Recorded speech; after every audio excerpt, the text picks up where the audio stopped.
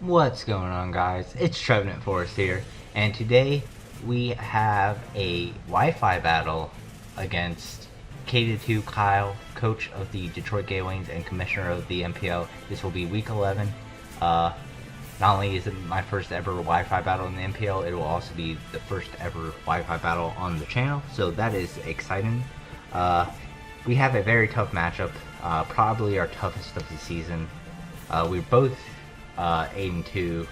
I think I have, what is it? I think I have a differential about six higher. I think my differential is about I have a plus 23 differential right now, and he has a plus 17. But we're both 8-2, and we are both looking to win this game to hope to catch up to Jolt, who right now he's also 8-2, but he has an incredible plus 33 differential.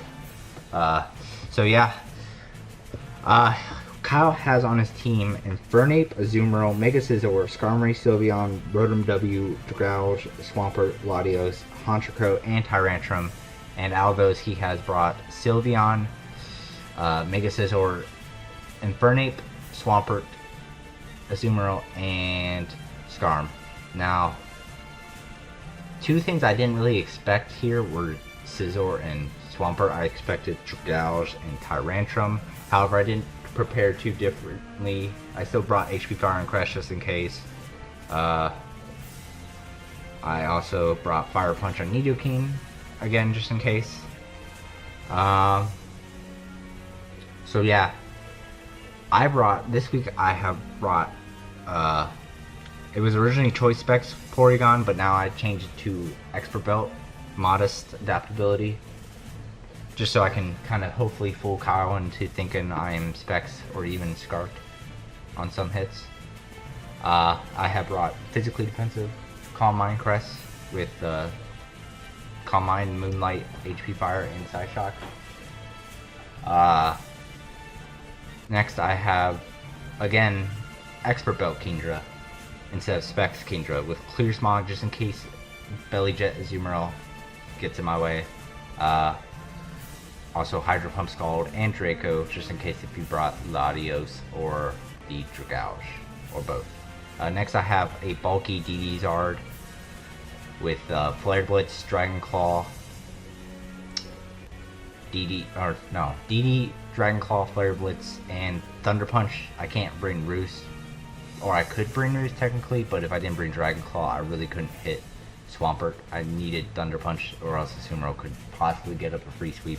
Although I do have Kingdra to kind of help me deal with Azu, but as you'll see later in the match, it doesn't really work out that way as I planned. Next I have Rocky Helmet, Physically Defensive Alomola, Wish, Protect, Scald, Knockoff. And then finally I have Physical Nidoking with Bulldoze, Poison Jab, Sucker Punch, and Fire Punch. So yeah, that is the team. So why don't we get right into the battle. So, this is again against K2 Commissioner League. Detroit Gale wins 8-2 versus 8-2. Big differential versus big differential. So, we are going to get right into this battle about now. Alright, so he's going to lead off with his Skarmory. Sorry if you can't see how many Pokemon he has left in the top left or top right. I didn't account for that, so my apologies. I'm just going to lead off with Porygon as he leads off Skarmory, obviously, to get his rocks up. He lives, that one obviously was sturdy, and at this point he can't tell that if I'm choiced or not because, you know, Expert Belt, I'm pretty sure even Scarf would take Skarmory down to sturdy. So he's just going to switch right into Sylveon. Now here I should have revealed the Tri-Attack, but I didn't want to. I didn't want him switching into Mega Scizor or something. Here he misclicks and clicks Baton Pass instead of Hyper Voice, so I get a free Tri-Attack off on this Swampert, and I actually do get a crit on this Tri-Attack, and it almost takes it out. I'm surprised it didn't take it out, but especially since it is revealed to me that it is Physically Defensive Swampert to help deal with Charizard X. So he's going to switch right back out into the Skarmory just to sack it off to this Tri-Attack. And I'm already up early, 6-5. So that is awesome. Porygon gets its first kill with me because I actually picked it up in free agency after week 10. He goes into the Fernape. I make a ballsy prediction, stay in with Porygon, and from that damage, I not only know that he is banded, but I know he is actually adamant banned. So I'm kind of regretting not bringing in Jolly Max Speed Charizard, but bulky Zarba just too good. So I get off the tri-attack here, and Sylveon almost dies, doesn't quite die. If I had gone for tri-attack that first time, it would have died to that tri-attack, but unfortunately, I just went for the T-Bolt that first time. Now here, he misclicks again, but it ends up working out for him. He meant to click Hyper Voice to just take out the Porygon, but he clicks HP Ground and it works out for him as I do go into Nidoking. I thought he predicted that, no, it was just a misclick.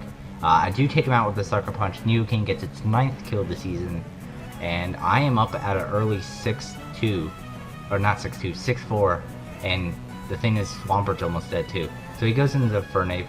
Now right here, I probably shouldn't have sacked Nidoking just because it had valuable Sucker Punch, and you'll see that it comes into play later that I don't have Sucker Punch. So he's going to U-turn out, he kills me, so I get initiative. He goes into Swampert. I think I just go right back into Porygon. Yeah, I think I go right back into Porygon.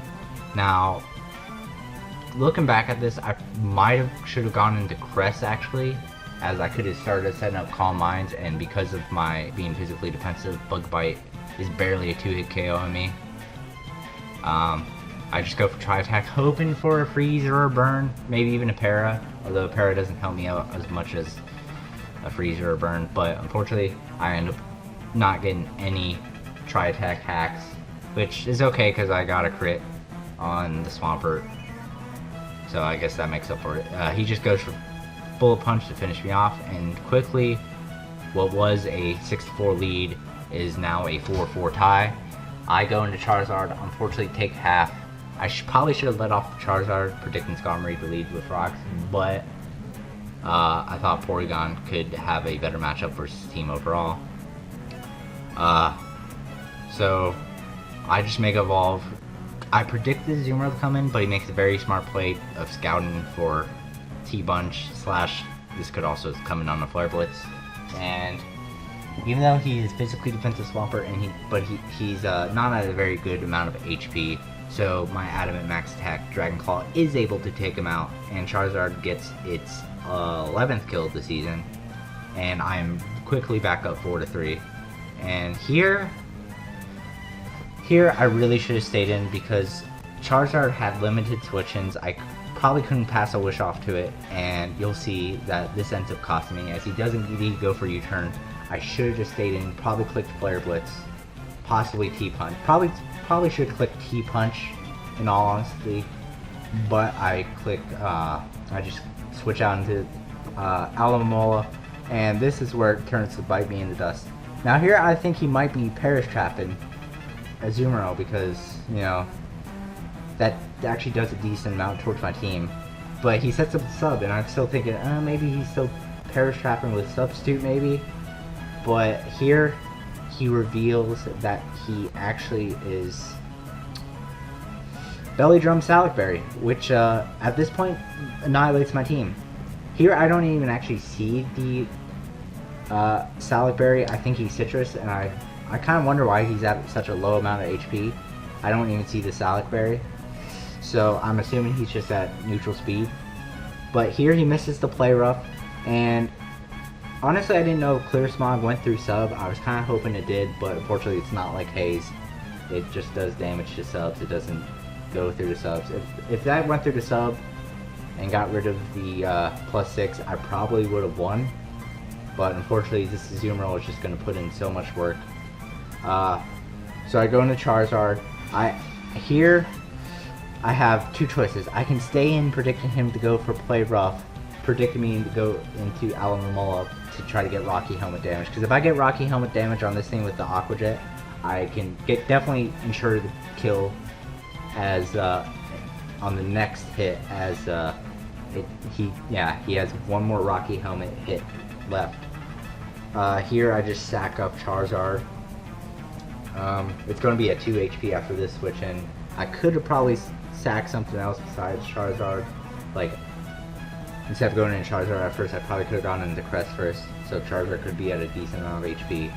Unfortunately, I don't do that, but because I thought Crest might be better, because he did have Infernape and Scizor. Here, I'm kind of hoping for a play rough miss. Doesn't happen. He kills me. However, Alamola gets credit for the kill because it was for holding the Rocky helmet. So it's just Crest versus Scizor and Infernape, and I still have a decent chance at winning, depending on rolls and depending on how well I play these last few turns. And I'm just going to spoil you right now, I play these last turns horribly. Now here I make a good play, just go for the Moonlight, scout him for damage, but this very next turn, I make an absolutely atrocious play. I try, well, it maybe wasn't that bad, but because it possibly could have saved me from being 2-hit KO'd. However, he sets up a Sword Stance, and I basically get like 6% back with Moonlight, so it was honestly a waste. If anything, I should have probably gone for Calm Mind there, but I didn't, and that cost me. Crest gets up to full health. He takes a really big risk and sets up another Sword Stance, trying to get the guaranteed OHKO. I go for HP Fire. If I crit this HP Fire, I win the game because Infernape cannot take me out with any hit. Unfortunately, I do not get the crit. I would have rather had that crit than the Swampert crit or the Azumarill Play Rough Miss, although the Play Rough Miss kind of saved my game from me getting swept by it. But that'll be game. He'll just take me out with the Bug Bite. A nice, narrow 2-0 victory. Scizor barely had any health left. Infernape had a pretty good amount of health left, but Infernape probably would have just died. So yeah, that will be the game. Good game, Kyle. Go check him out. He's an awesome person. Commissioner of the League, he has to be. So yeah, we moved to 8-3 at plus 21. Next week we play Fog and the Colorado Avalanche. I'd also like to apologize before I leave for getting this video up a few days later than Sunday. No, it's not Jolt's fault at all. He was busy, and he was the only one I could have had recorded for me. And since we got the battle on Friday, I would have rather had it earlier, but Kyle didn't get his Mons until Friday, so he couldn't battle until Friday. So that's kind of why it's going to be uploaded a little late. No, it's not Kyle or Jolt's fault. It's really nobody's fault. It's just, life makes you busy, So again, thank you guys for watching. Please like and subscribe for future content, whether it be NPL related or not. And I will see you guys next time.